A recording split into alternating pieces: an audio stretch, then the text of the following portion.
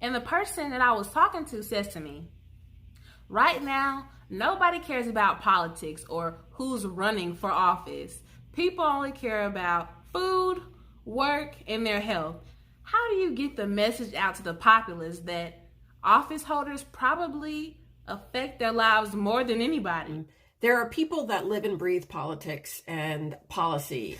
But the reality is that most people don't tune in until a couple of months before an election.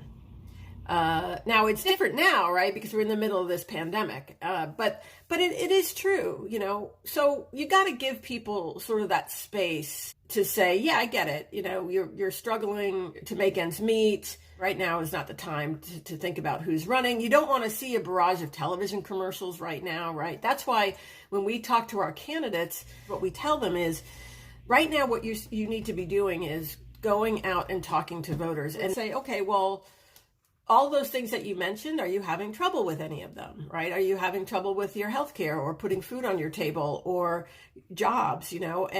But depending on what their response is, that's when you have the opportunity to tie in policy with that, right? That's when you have the opportunity to say, it's the politicians who decide whether or not you get health care or have an opportunity for an education that fits your vision for a better future. Or that you're able to pay your student loans. Like, these are things that politicians have control over. So I would start there. But the other thing I would say is millennials need to talk to millennials. And it's okay coming from me, but it's going to have, as an older person, but it is much better coming from someone who's in your peer group.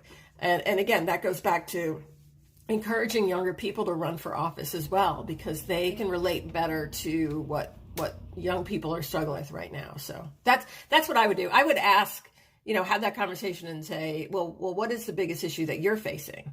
And let's break it down and let's see how politics is involved in that.